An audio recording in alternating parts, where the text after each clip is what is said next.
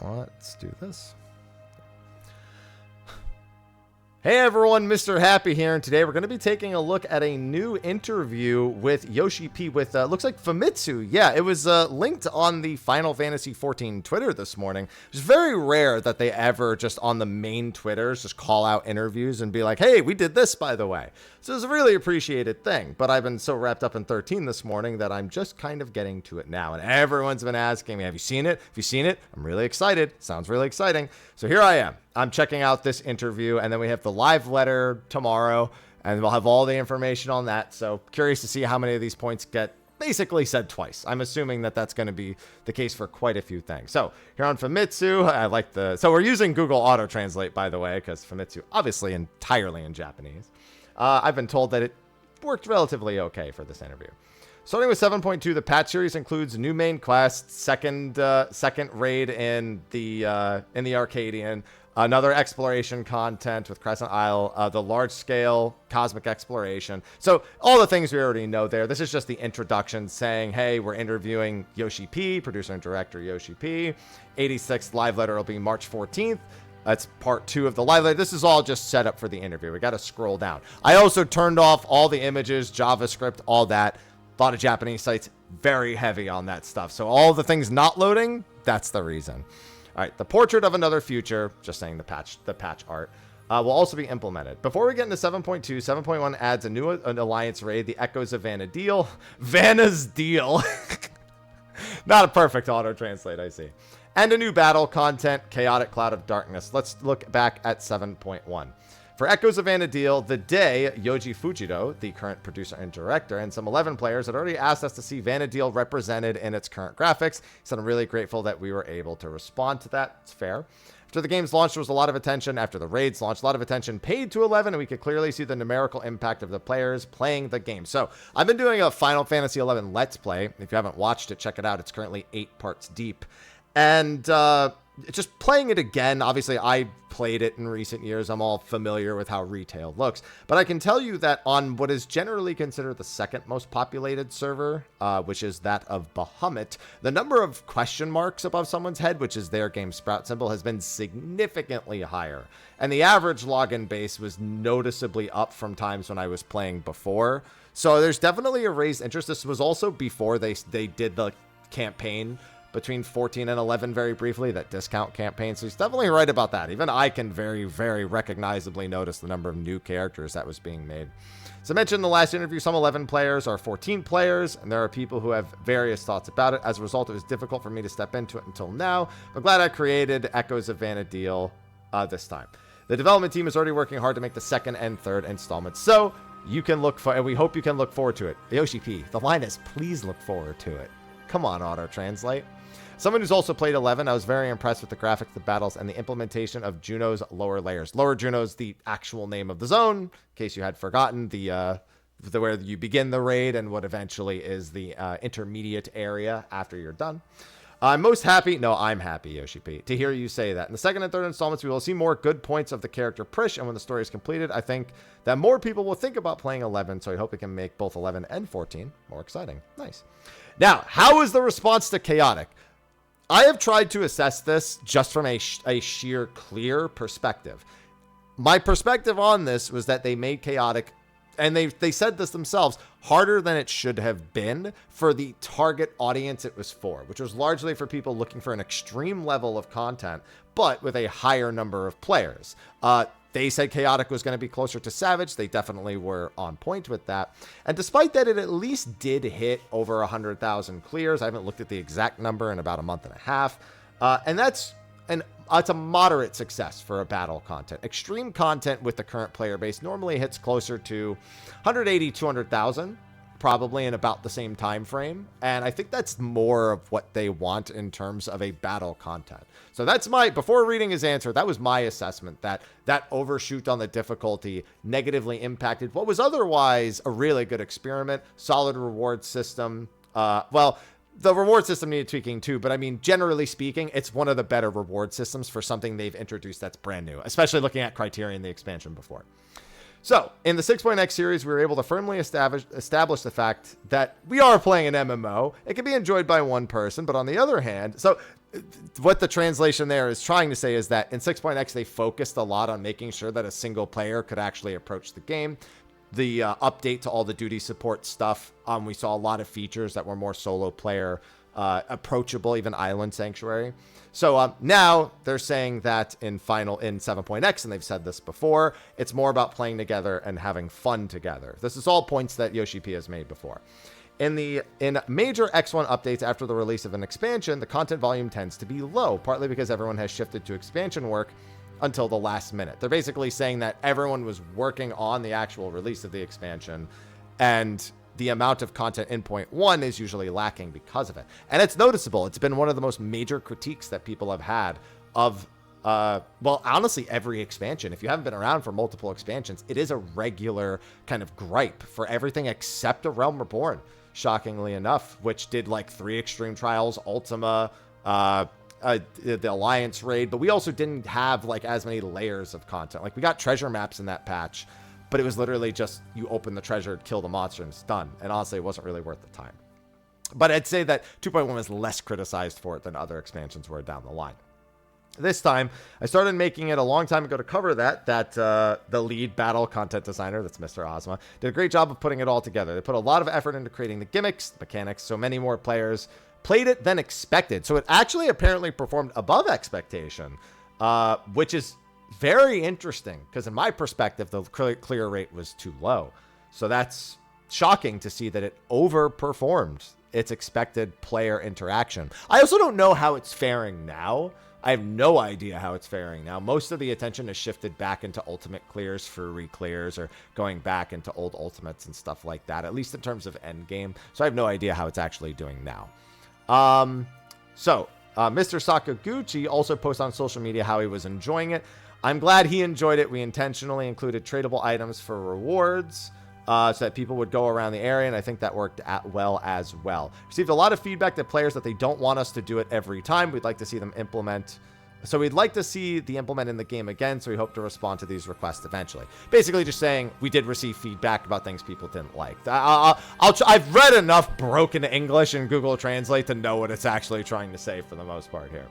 Patch 7.1 also introduced Fru, but are you planning to add portraits as rewards in 7.2? Yeah, we have portraits for all of the ultimates, the previous ones. However, with Top, we did not get it immediately, and so they seem to have followed that. And yes, we are going to be getting the Fru portraits in 7.2. I don't know why they bother waiting the patch. I think it's to avoid spoilers, in a sense, because it's normally themed off of the last phase. But they posted the final boss in the artwork, and we were all like, there's no way they would have done that. They did. So, kind of didn't make sense in this one case. It comes from the image of those 2 people, so it's full of middle feelings, saying Rin and Gaia, of course. Rin and Gaia portrait's going to go hard. Looking forward to that. We'll get more on that later, but the next patch, 7.2, will also introduce Crescent Isle and Cosmic Exploration, and I have the impression the 7.x series will have a lot of new challenges overall. It's different from the way players see it on a day-to-day basis, but developing and operating an MMO requires long-term anticipation and planning. As I mentioned earlier, in 6.x, we focused on the one-person-can-play part and set the goal of widening the frontage, and achieve this by concentrating costs to a certain extent. From here on, the original MMORPG idea of it's more fun to play with a large number of people, we're going to put effort into those things. Development team is working very hard on that, and I think the content volume of 7.2x will be the largest ever. I think most people agree that what has been promised in 7.2x, on top of having a deep dungeon, another variant or criterion somewhere, the exploration zones, the relic, not just being tomes, like, I think people accept that, but it still doesn't really address how not front-loaded. He even says how not front-loaded the start of the expansions usually are. I think they need to begin anticipating more front-loading content into the expansions and not 0.2x and onward, as is being explained right here. In the Zilenia elimination battle, that's Zilenia. It's Arcadian, I'm assuming, but yeah. In the patch artwork for 7.2, it could just be, actually, hold on, I'll just read it, because that could be a few things. The patch art for 7.2 Seekers of Eternity gave me a different impression from the previous visuals. First of all, please tell us about the patch title and art concept. In the stories of Hydaelyn and Zodiark and Dawn Trail, Golden Legacy's Dawn Trail. I have clearly presented that memory and soul are two different things, but if we only store memories and deploy them in cyberspace, does that mean that they don't die, or are they permanent? Some people feel it is not eternal if it is a mere memory or record that does not change. There are people who believe that it is eternal and ideal. So what exactly is permanent? Exploring this is one of the themes of this and beyond. Yeah, I mean, this is effectively the ideals of Sphene and the preservation versus, you know, basically it's the same story point that was made in 7.0 and continued in 0.1, and they're just continuing that here. The same is true of the key that has been introduced in 7.0. Yeah, a lot of people very curious about that key that seemed to be as empowered. And these concepts will be important in the story of 14 from here on out, and it will not end here, but will lead to the future. Nice. The existence and setting of the ancients and Asians that appeared in the previous stories have not disappeared, but it leads to new themes and objectives based on the Hydaelyn and Zodiac art. 7.2 will give the impression this is exactly the beginning of such a development with a new character. Interesting. Didn't see that one coming. I mean, I'm assuming the new character is the fake Sphene. Well, the fake. I don't know if we can call her that, obviously. The fake Sphene, we're expecting the one that they actually removed an image from the special site that showed what is probably that alternate Sphene that we were teased, dressed as Garnet escaping the castle in Final Fantasy IX. Sphene is a Final Fantasy IX reference for those who don't know, haven't figured it out yet either at this point. Yeah. So we'll see. You say that new developments are finally waiting for you in the future. Of course, the whole story is not depicted in one patch all of a sudden, but the purpose of each character gradually becomes clear. It's not only in 7.2, but will become more evident in the mid to late 7.x series. With that in mind, we decided to include new characters in the patch art. In addition, patch art uses multifaceted way of thinking and multifaceted content using a large number of monitors. Specifically 7.21 in that case. By the way, for this art, at the suggestion of the artist, we asked him to make two versions, one that follows the atmosphere of the past one and one that increases the saturation. Interesting. You actually adopt will be the more saturated version. Some members of the team said that the coat color was so different from previous art. There's a possibility of rejection, but we decided to use this version because we thought of showing various expressions. It was a characteristic of 14. I guess it helped with that. My colorblind eyes I can't comprehend. There are people who prefer fantastical paintings with reduced saturation, but I think there are also people who can say this kind of worldview is also possible, so I shook it off this time. By the way, the final effect on the patch logo side is also adjusted to match the picture. Okay, that's not my area of expertise, so I'm just going to go to the next part. I felt that the visuals of the Raid series, the Arcadian, were completely different. Yeah, really love the first tier of the Arcadian as a reminder. HP on the final boss being too low aside, honestly, fantastic opening tier. Before he gets to talking about the Arcadian, though, I have a fear. Every second tier for a while now has not been very good. Please don't go... I guess depending on your perspective, it's like... Since Heaven's Word, I guess? Like, I'm not wild on Sigmascape. So, it's been a while since the second tier hasn't fallen under scrutiny, so I'm very concerned at this point. You can see many more aspects of the patch 7.x series. That's right. However, on the other hand, Crescent Isle is the Island of Mirages is... Oh, okay. They're not actually talking about it. It's just the artwork style. Crescent Island is a fantasy story, so I would be happy if you could think it's just not one direction, but just very diverse. I don't think I can spoil too much about the main story, but what I'm interested in is the elimination battle. What's it called? I'm assuming that this is the trial. Yeah, so that's just the name of the Beatrix fight, it sounds like. Just like what the translated version is actually called. That's what I thought. At first I thought it was something with the Arcadian, then I realized, no, that's probably the Beatrix fight, like what the translation ends up sounding like here. Received feedback that we wanted to separate the new battle from the main quest because we wanted to play it first, so we tried a pattern other than the main quest. So they're talking about how the trial series used to be separated from the MSQ. Recently, various contents have been implemented at once, and the pattern of linkage between story and battle has increased again. It's also true that it's easier to create a sense of excitement in the story if the cost of the trial battle is also used in the main quest. Basically saying the setup for the trial is usually better when the story is backing it versus making a whole nother story to back it. Therefore, this time, the new instance of Underkeep and the trial are both related to the main quest. Absolutely. Let's see. Looking at the screenshot that have been released, it is said that you think of the motif of the trial battle as Beatrix from 9. What do you think? The setting of the new instance, the Underkeep, will be implemented in 0.2 with the design of the trial. It's certainly reminiscent of Final Fantasy IX. My original order was please keep your distance from Final Fantasy IX. You boy, did you sure not do that. Final Fantasy IX is a real masterpiece, and there are many people who have strong feelings about it. If you follow 7.0 too much in that direction, there's a possibility that it will inevitably be pulled in that direction. The theme will be blurred. However, when we were thinking about the development of 7.3 and beyond, there was a suggestion at the plot stage that this kind of development would fit in. So what do you think? And although he did not change the theme of the story itself, he changed the part of how to convey that theme to this form. Basically just saying it's going to pull a lot from 9, even though they originally didn't intend to do that. So that's how it happened. However, I don't want you to see this as Final Fantasy IX is different here, or this is the same, but I just wanted to make it as close as possible so you can feel the affinity and homage to the ideas and nuances that were flowing behind it. Partly because of my intentions, I try not to talk too much about the background of the setting. As for the trial, as you can see from the appearance, it will be a fair head-to-head battle to some extent. It's like you to actually fight it and feel how it is. I hope that there will be something that can be conveyed from the dialogue at the end of the battle. Again, from the figure, I was imagining a battle with a physical image. Well, physical image. I mean, I guess that's an interesting translation. Normal falls into that category, but what about poles? Huh?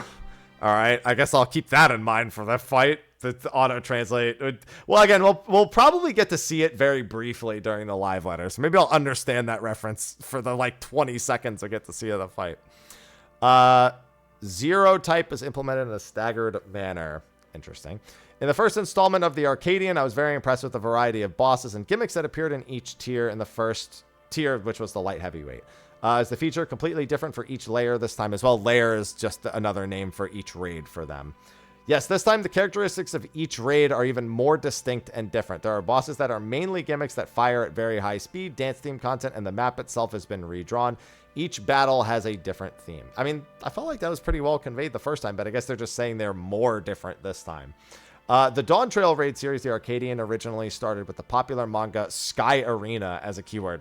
Not my area of expertise, that's for sure. The concept was started with the image that if you want to break through this floor, you have to defeat the floor master. Yeah, I mean, it's a pretty common trend. Since Dawn Trail represented a world inspired by Latin America and North America, we added the essence of professional wrestling and added more commentary, which I'd say all worked really, really well. The first tier was fantastic. And the personality of it was especially a highlight.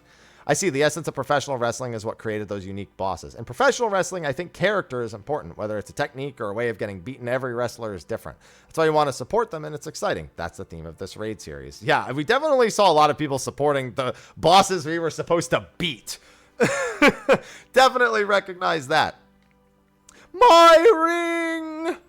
In terms of recent battle content, there have been many points where we have imposed restrictions and suppressed too much because we have created a variety of content ourselves. Therefore, this time it was time to return to the starting point. Let's prioritize more fun and create with free ideas. So that first point, this is actually a point they talked about with Endwalker, in that they basically just said to make sure that everyone has an equal experience, we can or can't do these things. It's why there was the massive hitboxes. It's why there was a ton of boss recentering. It's pretty much the entire Endwalker design is a result of that first point that he made right there. They just had so many things oh, we can't do this because players have complained about this before. And it made every fight very samey, whereas they're now just trying to make them more thematic, even if that causes a little bit of friction in the design. Make a mistake as a result, let's flex and verify through it and make use to take on the next challenge. I think the concept of the Arcadian is well meshed with that, and the uniqueness of each layer is even stronger than the Cruiserweight division. In the Cruiserweight division, that's the next one. I'm very excited for the Arcadian, even just the normal mode. I'm curious what kind of character the Mysterious Lalafell that was released at the 85th producer life letter is. The Mysterious Lalafell may have a different taste among players. Yeah, they said that there was a Lalafell player. They were can't wait to see how people feel about that. Personally, I'm not good at talking, but that's part of my character. Some people may say that's good. In addition, we are particular about adjusting the overall color, and I think you'll understand why it has the atmosphere when you actually play it. All right, not much I can add to that. In previous raid series, there was a tendency for the difficulty of the first to be less and the second to increase, basically saying Cruiser that normally the first tier is easier, second tier is harder. Absolutely true. Well, this time, will it be the same? That's right. However, we haven't consciously made the gimmick itself difficult for a long time, but we have adjusted the difficulty by the height of minimum firepower required and the way the composite gimmick is stacked. And the first game was intentionally made to suppress that, the first raid. So what they're saying is that effectively the amount of leeway that you have in the first tier is generally higher than the amount of leeway you have in the second tier. And while they wouldn't say the second tier mechanics are deliberately designed to be harder, they might be stacked, different mechanics layered on top of each other in matters that are more difficult on average. I'd say that if you want a really good comparison, looking at, you know, P4 and P8, the first phase of P8 does a lot, and I mean a lot of mechanic stacking, especially like just that first phase is just like 3 or 4 visual aids needed at pretty much the exact same time. Whereas you can generally get through with some idea of, I got this debuff and this is the starting point, go, in the first tier. So they're like, again, there's just less stacked on top of each other. And we can expect that again here. This time, I did not suppress it, but decided to set a numerical value that sticks to the balance of the 0 formula. The character will be strong, and it'll be quite worth fighting, so I'd appreciate if you could brace yourself and take on the challenge. In particular, the light heavyweight introduced in 7.0 may have been easier than the traditional raid. They did acknowledge the feedback of the final boss HP on that one, although they did say it was because of Pictomancer, which I don't agree on, because even if you didn't have a Pictomancer, if you played well, you would be at 45 seconds probably ahead of the Enraged. So I just think it was undertuned, and that's quite frankly a scapegoat to look at Pictomancer as a whole. Partly because the Pictomancer is too strong, but the Cruiserweight will definitely be more rewarding because it will be a raid with job balance adjustments as a whole, including Pictomancer. So, to be clear, they're not talking about nerfing Picto. I know that with Fru, Picto has kind of, you know, gone above and beyond again, but in terms of a full uptime encounter, Picto is not that much ahead of other. It's pretty much leveled out amongst the strongest jobs in the game. It's specifically the downtime of Fru that made it strong. So I think that in this regard, whereas during the first tier, Picto was actually just better than the other jobs. It wasn't just an uptime advantage when Arcadian's first tier came out. So I think that now that they've kind of gotten them in those full uptime scenarios where Picto is not the guaranteed GOAT, they expect that you can't just say, oh, we'll bring a Picto and we'll just win and skip everything. It's basically all they're really saying here. I don't think Picto is getting nerfed or any capacity. It just won't be as standout this time. Post job adjustments that A, have already happened, and B, are also about to happen again. So you have to make detailed job adjustments. Yes, of course. So in 6.2 and 6.4, will the 0 formula be implemented a little later than the implementation of 7.2? Okay, so this is the confirmation we've been waiting for, and the fact that they waited till now to say this is something I don't enjoy. So immediately after patch release, there was a strong desire to do normal and extreme and the main quest and the raid before heading to 0. 0 is Savage, in case you haven't figured it out. So instead of simultaneously with 7.2, we make a gap of about a week. We have, every raid group I know assumed we were getting that week. None of them took the risk that they weren't doing it, even though they didn't say they were doing it again until this moment. So thank God they kept it the same, because if they didn't, if they said right here, no, they'll be the same time, because why not? We would have been screwed. Almost every raid group I know would have been screwed. They need to just establish that it's the norm now, and I think they kind of have now at this point, but like they should have said something, because it had been so long since 0.4, we just weren't on the same page with that one. But we can at least assume it is the expected normal now. In addition, after analyzing everyone's play data and the market data so far, we decided the so-called new equipment could be produced a little before the release of Savage, rather at the same time, and that it would be better if it was used as a preparation period. Yeah, everyone I know, the only people who didn't like this were day one crafters who made like tens of millions a gil. And yeah, honestly, they can still make tens of millions a gil day one. It's really not that much different. They just won't make nearly as much because they won't be, like, most of them would be hired by hardcore raid teams and paid an exorbitant fee versus just selling on the market board. This means that more people are effectively just selling on the market board, and that the affordability of the new crafted gear will probably be pretty okay by like that Thursday or Friday. In summary, new crafted equipment 7.2, Savage a week later. While enjoying the main story and battle of elimination, trial battle, prepare new equipment and prepare for the upcoming implementation of Savage. That's how it looks in the future. We plan to proceed. Oh, and then here it is. We plan to proceed with the 8-player raid, which is normal and 0, with this same yeah. So now keep in mind, this is very specifically in 0.2 and 0.4. I think they're always going to keep that 2-week gap that they do for 0.0 for the expansion release itself, where they do 2 weeks for normal and then another 2 weeks for Savage. I don't think they're going to change that. This is only an application to 0.2 and 0.4. Support. Okay, so this is about Crescent Island. Support job actions are peaky and full of fun. Crescent Isle will be set in a place called Crescent Moon Island. You know, yeah, the occult crescent. But will the field be as large as Eureka or Bosia? Yes. As for the size, I don't think it's much different than the previous content. Okay. In Eureka and Bosia, the new fields were added with each patch, but will they be updated in the same way? Could you give us a brief overview of the overall plan for the Crescent Island? Okay. So he's saying he's going to give us an overall plan. First of all, patch 7.2x will introduce a dedicated exploratory field, 12 support jobs, excluding the Suppin. I don't know what that means, but I'm going to just chalk that one up to translation. The Suppin. Just makes me laugh. A large number of boss battle content and a high difficulty battle called Fork Tower. Also a final. So that's a Final Fantasy V reference. In the combined worlds, in the final part of the game, there is a Fork Tower on Crescent Island, or effectively it becomes attached to Crescent Island. And that's interesting because the rules of Fork Tower would be hilarious if they followed them exactly, which I don't think they can. So I'm curious to see how that'll go. They said high difficulty, by the way, probably the same as, like, you know, the Dalriada and Castrum and whatnot, Lacus Latore. In 7.4x, we added support jobs, and we are currently planning an update in 0.5x to target the same size of the field. It can run. So, interestingly enough, it sounds like it's a zone in 0.2 and 0.5 with updates to the function in 0.4 and nothing mentioned of 0.3. Now, there's a couple of potential outcomes, because 0.3 is supposed to have a deep dungeon. We still don't know when the variant criterion update is. We still don't know when the Blue Mage update is. So it could be that they consider 0.3 as otherwise stuffed and may not introduce something other than maybe a new relic step that utilizes what's currently there. Now, to be clear, and since I haven't read down yet, this may be addressed, could also be a Delubrum situation with that one, and thus it's not a new field area. Curious to see. Okay, so apparently, I have my Twitch chat here. Apparently, Suppin is a nickname or alternate name / translation for freelancer. So they're saying freelancer, which you'll start as, plus 12 support jobs. Okay, that makes a lot more sense. I kind of thought that, but I also didn't know, so it just made me laugh.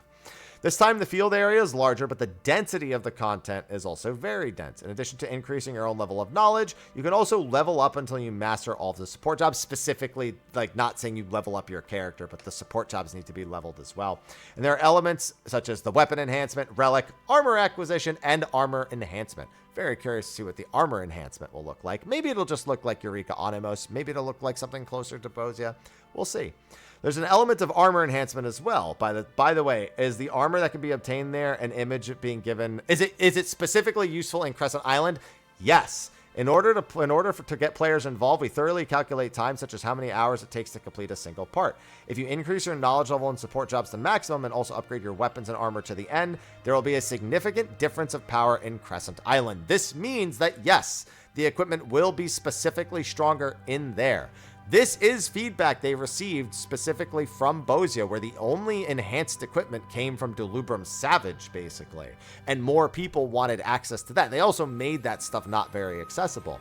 Eureka's armor and weapon system eventually getting you to the point where the added elemental buff was so substantial that you just honestly felt like engaging with the content more because of the added power was such a massive thing. And if you're going to create content islands, creating something that is valuable in and out of the content island is very important.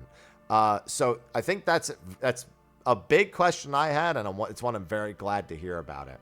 If you want to aim for the extreme, I would like you to do it. I think that this implementation alone is at a level of where you can live and play. I don't think those last two statements mean anything. It's just like, if you really want to do everything, this is there for you.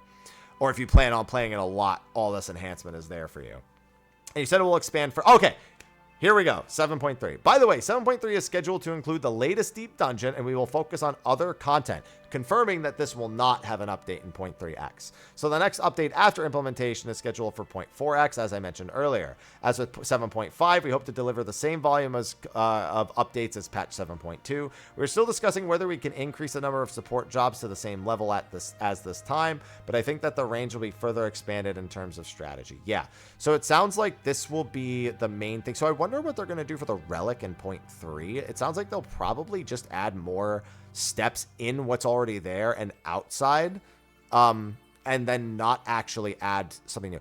I'm sure that's going to be relatively divisive. I think a lot of people were really hoping for more than 2 areas, but I think they're looking at it with Bozia in mind. Bozia was effectively 2 giant field areas and the big raid, and this time they're going to do 2 large field areas with generally more effort inside. It's a question, because it's going to come down to the delivery more than anything. While Bozia only had 2 zones, I never really recall much complaining about 2 zones. It was more like waiting till 0.35 to get a zone, and then waiting till 0.55 to get another zone, with Delubrum really just being for the hardcore of hardcore, because as a standalone, you know, it wasn't really, outside of the relic quest, it wasn't really something you were going to go that nuts for, you know what I mean? So it's very curious to see, because the volume of content in 0.3x is going to be the most important bit. Like 0.4x and 0.4x I'm not worried about. 0.3x is going to be the big one, because you're going to go from the exploration zone to not having it. And it does mean that there's some onus to maybe not no life the new one in 0.2x if you're someone like me, and hold out for some of the longer objectives during 0.3x when you are like, okay, you know, I don't really have much else to work on. But that depends, because Eureka Orthos was not very well received, or not as well received as the previous 2 deep dungeons. So how the deep dungeon, a lot of this rides on the deep dungeon and whatever else they do in 0.3x. So I'm very curious to see how it'll work out. Will the support jobs be in the form of individual upgrades? Yes, it is a specification that experience points will be included only in the support job set at that time. So you'll only be able to level the support job you have equipped. Do you have a specific support job that can be used for your main job, or can I change it freely? It doesn't matter what support job you attach. There are no restrictions. Do whatever you want. You can check what actions are available and think, I want to learn this action, so let's raise it from this support job. For example, the Time Mage of support jobs works well with Caster, ranged magic. While it doesn't provide support to the other players or take action to defend itself, it's more attack-oriented. But Time Mage was not unlocked at the beginning, so since it's not unlocked initially, may have not been the best example. Yeah, so, you know, you'll have to go and unlock the jobs as you go. I assume we'll be looking for crystal shards to find the other jobs as well. So the support jobs are, or this should say locked. At first, you can only select 3 support jobs other than Freelancer. Probably Warrior, Monk. I think those are the only 2 that well, it's the only 2 we've seen examples of. They did show the other ones, like they showed Cannoneer and a handful of others. I would assume maybe White Mage or something. Oh, Red Mage. Actually, yeah, Red Mage would seem really logical there. Phantom Red Mage, Phantom Monk, Phantom Warrior. I think that's probably what it's going to be. Oh, and it could be Phantom Bard, actually. We do know about Phantom Bard. I think Phantom Bard might be later. Red Mage is like one of the basics of Final Fantasy. It's like one of the OGs. So I think, yeah, I think Red Mage will be the other one. If I had to guess, and it won't be Phantom Bard, but it could be Phantom Bard. It's like getting job crystals from 3 and 5. Yeah, I hope you all exchange information and explore. By the way, there's also a samurai support job, but unlike the modern samurais, they set up so that you can use ancient mysteries and white feathers. That translation means nothing to me, so just take that as you will, and we'll figure it out when it eventually comes out. If you're aiming to capture Fork Tower, defeat the raid, you'll also need to go through trial and error to figure out which set of support jobs that you need. So if you proceed with strategy in mind, you may end up raising all the support jobs. I'm going to be raising them all anyway. As a leveling method, monster hunting in a party is very effective. Kind of bringing back the OG Eureka sense. I don't mind that. The biggest problem with Eureka was that you needed to be near each other in level. If they made it so that just killing monsters is an effective means of doing it, but the knowledge level and phantom job levels are irrelevant if it's made that way, that can work fine. So that's also going to be something we have to keep our eye on very closely. Of course, it may be difficult to... Oh. Kai-10 back in... Yeah, you know what? Maybe the ancient mystery is Kai-10.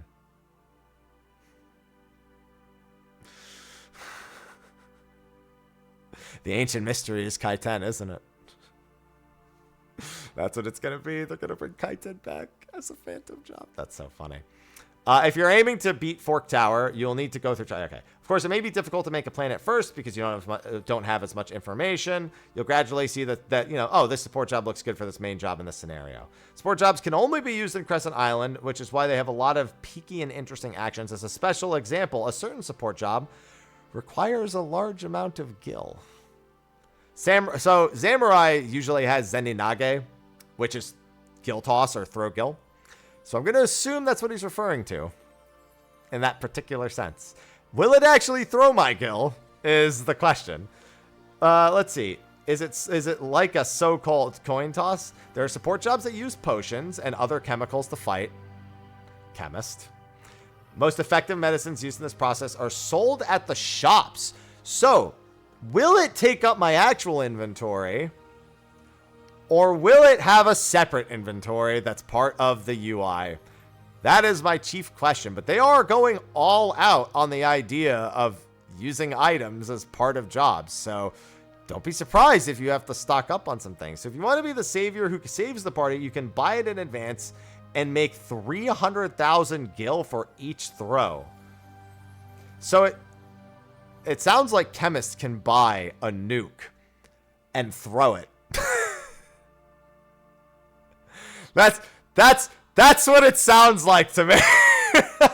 It sounds like Chemist effectively is like, would you look, I found a fat man. Non-Fallout players not understanding the joke, but that's fine. And in addition, there's also an action that removes one of the buffs granted by the opponent. So yeah, you can, hit them with a dispel. These effects are easy to negate in normal content. They are very effective on the island. There are many actions that are useful in such specific situations. So I'd like you to try various things. That's fine. We have plenty of that in the other zone. So I'm glad to see they're doing that again. In the raids and the field exploration content so far, such as Baldessian Arsenal and Delubrum Regine Savage, Zero is always Savage. There are unique rules such as restricting revival. Does this Fork Tower have that? Okay, Fork Tower has its own rules. Okay, but they're not saying it doesn't. I thought for a second when he said yes, he was saying you can't res. As for the crunch of the content, as long as there is a support job, it is the premise to capture while mastering the support job. Okay.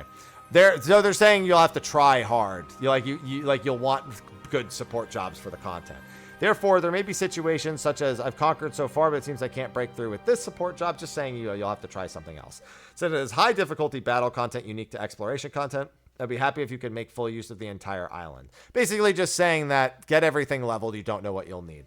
And that it will have its own rules. I don't think they're saying that this is going to have revival restriction. And again, I don't suspect that this is something along the lines of a Baldessian Arsenal. I do expect this is more Lacus Latore. Despite calling it, in this translation, high difficulty, I'm hard-pressed to believe that they included another just straight-up BA in here versus something that is more generally, doable by a large number of people in an exploration zone. They ran into huge issues with Baldessian Arsenal, with it being high-level content and having restriction entries, and there was just too many problems. So I think that's just that it's the more people can go, and so they're calling it high difficulty. If this support job seems to be tough, then this support job is the next one. Trial and error, yeah. Eureka was very peaky with death penalties, hiding as much information as possible, making an infinite number of monsters chasing you, aiming for a place where you can experience something like old MMOs. As a result, it was not very well received shortly after implementation and received various voices, but the completed Baldessian Arsenal has been highly evaluated, praised all over the world, and we're still conducting, and it is still regularly active. It sure is.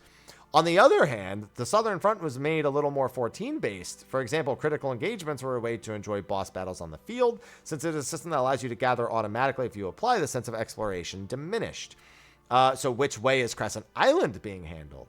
Crescent Isle aims to be somewhere in between. In addition to Eureka's feeling of playing together, which is what they're doing with leveling together, grouping up for stuff like that, there are also quite a few boss battles that are similar to critical engagements, which we saw. In addition, as a result of adjusting the points that need to be improved based on the experience so far, I think that the content can be run around and played for various purposes. So you could run around and do stuff solo in a group, whatever. Such as your own personal activities or monster hunting by connecting chains of parties. They're saying that effectively, running around and doing the NMs is probably not going to be the sole thing you want to do. You'll probably want to split your what you actually want to do into like a micro objective. I'll be the judge of that, depending on how it's all balanced, but we'll see. In terms of exploration, Eureka had a lot of work to get to the back of the field, finish the zone.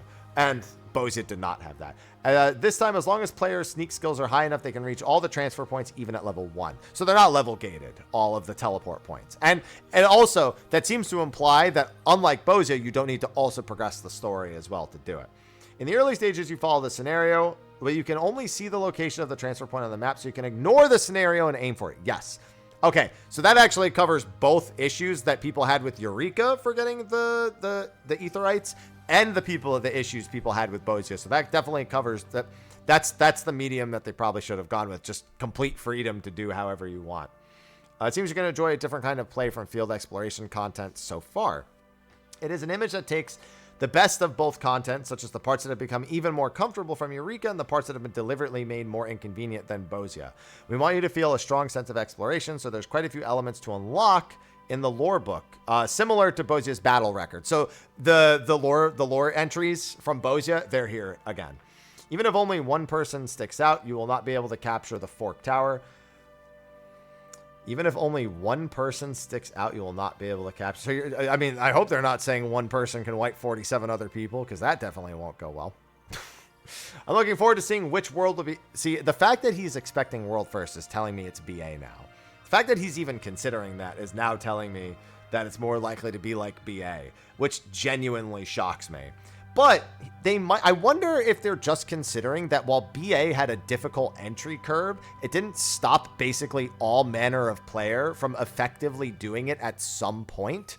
And thus they just might be considering that exact level of content, while it definitely will be less popular with certain groups now, will fall into that same exact category where people more regularly, you know, are trying to schedule content and make runs for it. BA has never stopped being active, despite its, let's call it, for that irrelevancy.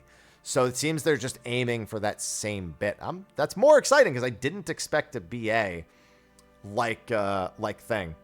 You said that Crescent Isle also has weapon enhancement content, but in the 85th producer live letter, you said it's possible to strengthen weapons by not playing Crescent Island, but also by playing conventional content. In this regard, is it a form of choosing which way to do it, or is there a mechanism that allows the weapons enhanced in Crescent Isle to be continued in other content? So basically saying, can you go back and forth, or do you have to do just one of the two?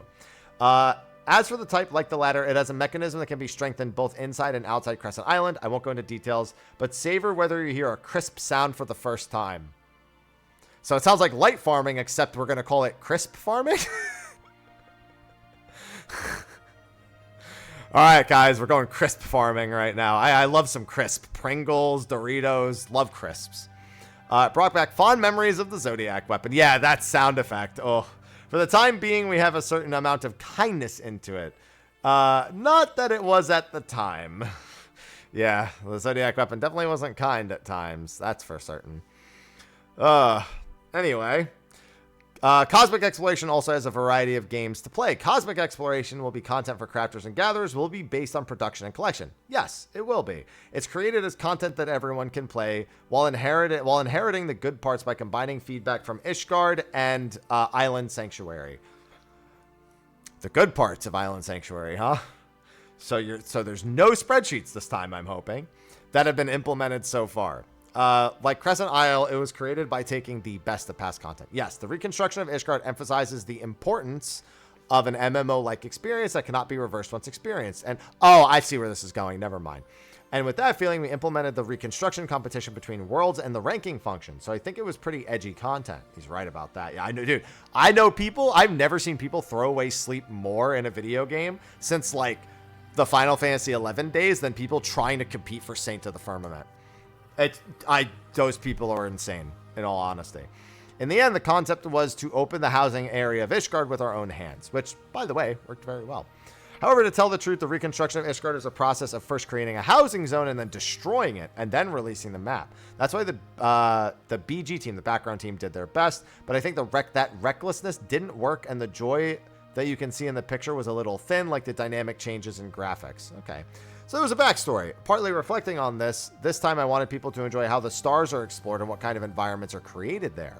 Also, if there's only one star, the environment will be fixed, so it will not be interesting. So the plan is to start exploring a different star in each patch. So that covers 7.3. They had mentioned earlier that in 0.3, something would probably happen with cosmic exploration. So it looks like, well, the regular exploration content, Crescent Island, will only have two zones. It looks like we are going to a different zone every patch for cosmic exploration, a different star with a different environment, different, visuals and graphics and stuff like that. That's good. I like it. It was created based on changes in the pictorial part. On top of that, the story, which will be implemented in 0.2x, will start by creating a base on the moon for star exploration. Yeah, I was going to say, it looks like we're just on the moon in 0.2x. In order to explore the stars, you need a spaceship. You also need a landing and a landing site to launch the spaceship. In addition, you have to bring plants that can grow in any environment. You have to test the machines that can produce water, and so on. Yeah, we really are just backing up the Loporrits on this one, which, makes sense. The Loporrits are part of this anyway. That sounds like a lot of fun. There are many stages of exploration, so I hope you will do your best. At first, there are only a few containers and a crystal-like thing at the center, but there's really nothing. From there, you can build various things and expand the exploration area. Is there anything you inherited from Island Sanctuary? The good thing about developing Island Sanctuary is that we were able to consolidate everything into a single UI. That UI was something, let me tell you. This time we were following the same pattern, and everyone will be given a new tablet wait, is he saying, so it says Reparit? Either that's a translation for Loporrit, or the name of the Loporrit is like repair, Like we have all the other ones named, and I'm assuming that it's just the way it translates is something like that, or repo. I don't know. Whatever it is. Reporting way, repairing way, something like that. Yeah. I think it's just Loporrit, and it's just the L to the R thing. Google Translate does that. It just looks funny. And basically everything can be completed with the UI. We receive missions from the tablet. We all work together to complete them. Cool. Of course, there are other unexpected events like individual missions, a large-scale one using a robotic power loader. In this regard, it works like a one-on-one battle with... It's a Bozia duel, but like for crafters and gatherers. We exchange tickets for tokens in advance, and when that happens, you can use the tickets to run for the role of a pilot. So, wow, yeah, it's the what's it called system that they added to duels, but specifically to be the person that pilots the machine. People are going to be mad when they don't get selected for that. That's so funny. If you win the lottery, you spend your ticket and become a pilot. In addition, even if you miss it, your application will be counted, and we prepared an element that will make it easier to win. Yeah, it's literally the Bozia duel system. But just for getting to be in the cool robot. This is not the only lifestyle-related content that we have created so far, but the system is part of other areas.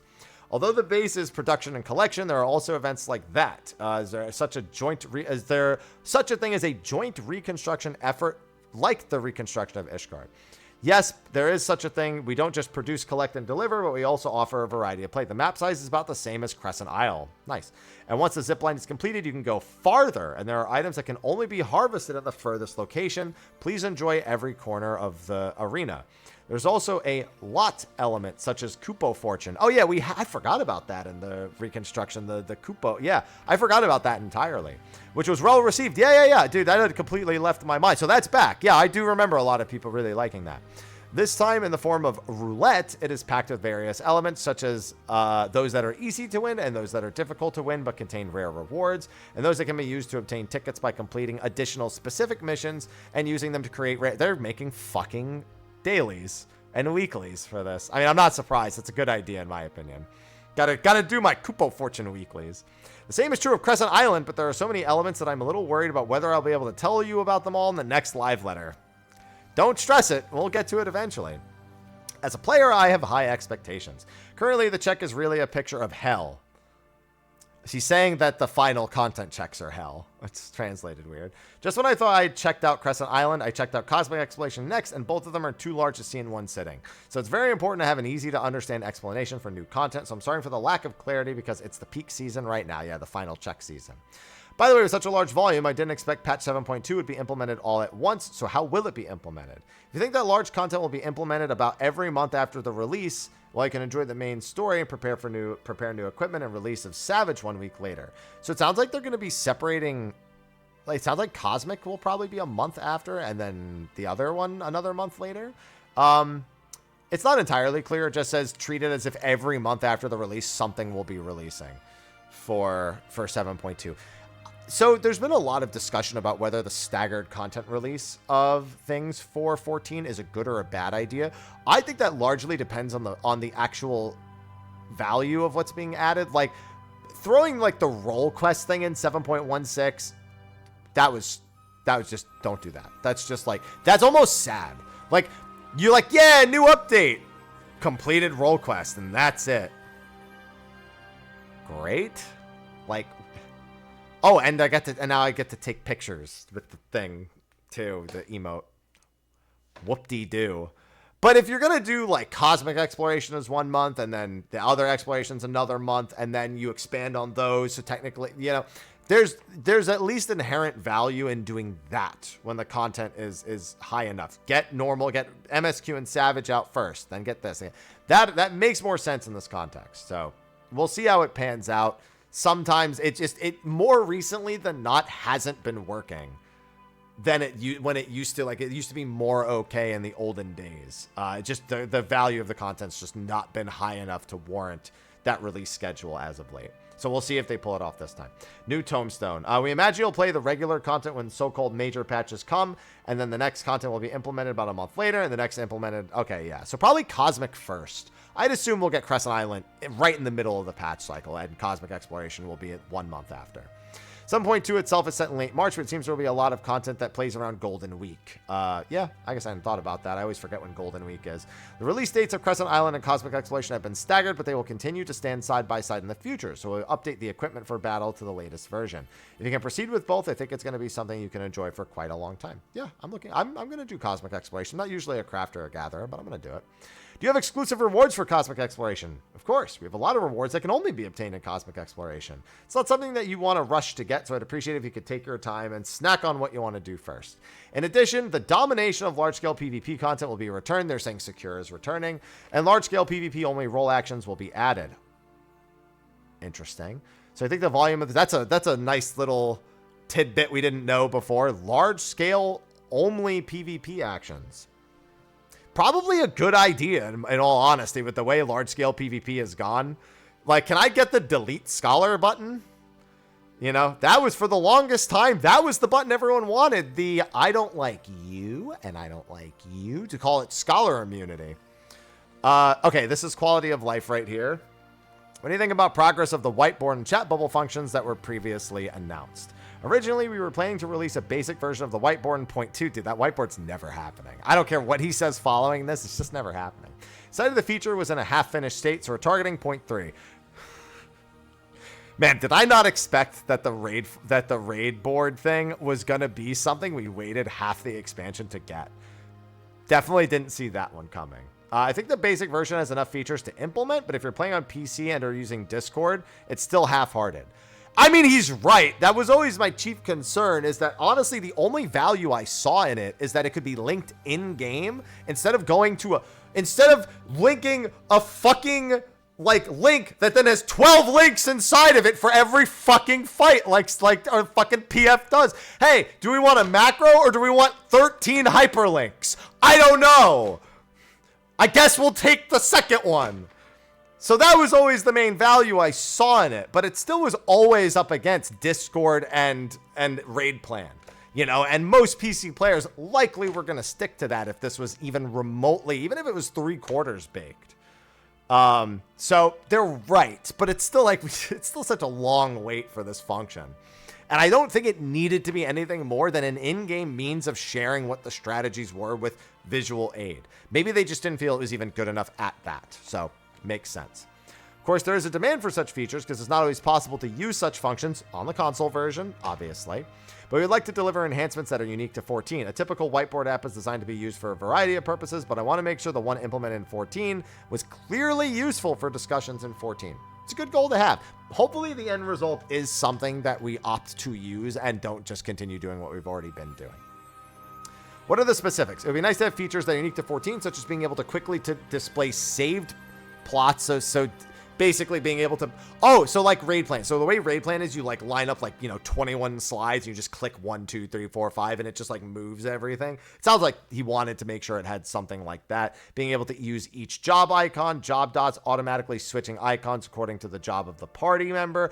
Oh, that's a good one. So like you put like DPS 1, DPS 2, DPS 3, and then it like, even if you were to like remove a player, like in PF, a player were to leave and another player were to come in, they effectively are assigned that remaining role that's in the whiteboard automatically, so they don't have to go, oh, where am I? No, literally they just link the raid board and they've already been filtered in, so they know exactly what their position. Yeah, that's something that you can realistically, that is something that's more unique to have when it is the in-game experience.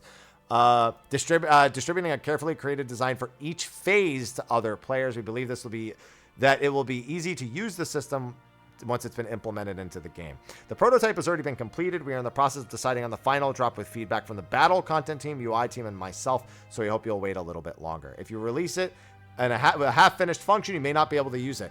Yeah, I wonder what's another raid-related function that's you would never want to release half finished or in a state that it just doesn't get used, like I don't know, means of playing back the fight that you just did. That was, you wouldn't want to release that in a state that basically no one wants to use it, right? Anyway, even if you update it, the number of users may not increase. And he's right about that too. Currently, many people use the field marker saving function in raids and other games. We would like to make it a feature that players will find useful. Makes sense. Yes. Okay. Looking forward to it. As I mentioned, if you have the ability to pass the data of the whiteboard you created, communication will progress. It'll be easier to use. Now that the basic implementation part's been completed, we are asking the UI team to summarize what functions to include. So it seems that the landing point will be confirmed once it's confirmed. We'll have a date for you at a later point. That's what he's saying. What are the highlights of 7.2 and what to expect from 14 in 2025? 7.2 is arguably the biggest volume ever.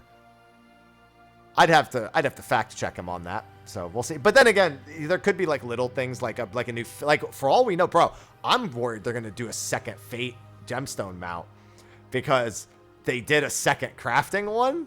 I'm like, oh, if they do a second Fate, oh god, I gotta get, that's it. We're hitting the Fate grinds. I'm okay with it, but I'm saying they could be adding things like that too, and we just don't know about it. Where it's like more reason to go back and do the things that we may have already done once, thus effectively doubling that content in its effectiveness.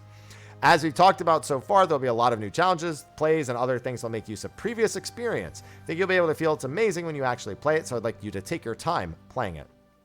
Of course, we already have plans for future patches if we can implement them properly. I think it'll be the largest volume ever in the period between expansions. Of course, we haven't forgotten about Beastmaster, and it's progressing properly, so don't worry. Hey, they finally mentioned it again, at least. I like that the translation is not just Beastmaster, it's Demon Beastmaster. Thank you, Google Translate. Looks like you'll be keeping an eye on 14 for a while. Every time a new major update is released, I think there will be a ridiculous amount of content that can be played before the next expansion package. So I think 2025 will be the year to present it concretely. If we go beyond that, I think we'll be able to see the movement towards the next step. 7.3 is full of things that we can't say yet, but there are so many surprises in store for us. So first, we hope you enjoy the 2 blockbuster contents that will be coming in 7.2. The content will be implemented this time is more fun when everyone plays, but there are many time-consuming elements. Just take care of your sleep time and physical condition. No! I'm looking forward to seeing a lot of volume. The game doesn't run away. So I hope you can enjoy its charm while playing it carefully. The rest is really detailed, but 7.2 includes several updates that will greatly change the usability of the base system, such as changes around sprint and the ability to ride the mount while running. They're getting rid of cast times on mounting, that sounds like. So you can just go from a run to a mount without having to stop and cast it.